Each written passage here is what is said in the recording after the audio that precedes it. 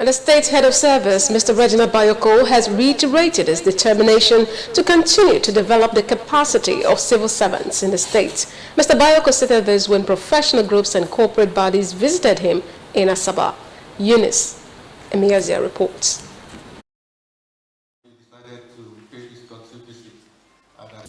Mr. Bayoko, while receiving the Director General of the Industrial Training Fund (ITF), represented by the area manager, Mrs. Chinyere Onyeka, said the goals of the ITF aligned with those of the state civil service, especially in capacity building of workers to contribute to good governance.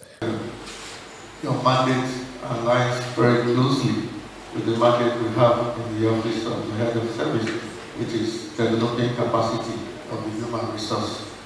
And since you, as a federal government agency, have had plenty experience over the years and achieved some milestones, and you're still pursuing it, I don't think we'll have any other choice than to be close to you. Mrs. Onyeka said the ITF partners with the state government to train and motivate employees.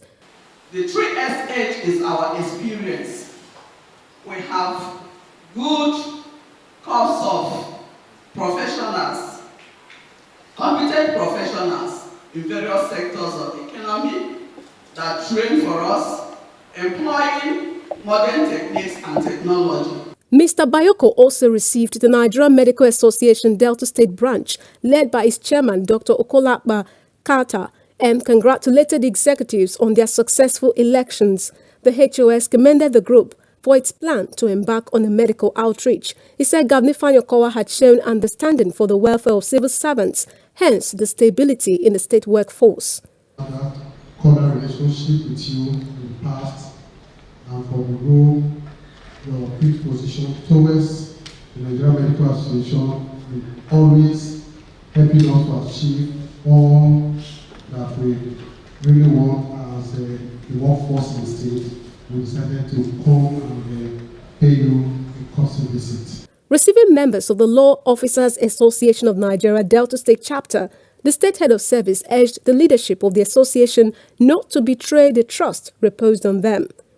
The chairman of the association, Mr. Moses Onorede, commended the head of service for his support for law officers and for the appointment of a member of the group, Omamuzu Erebe, as permanent secretary, and appealed to him to look into stagnation of law officers in the civil service, accessibility and training for law officers.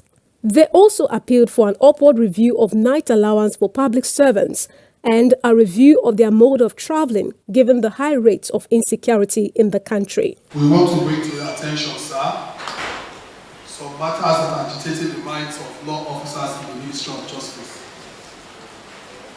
These matters are now affecting the psyche and the morale of law officers in the Ministry of Justice.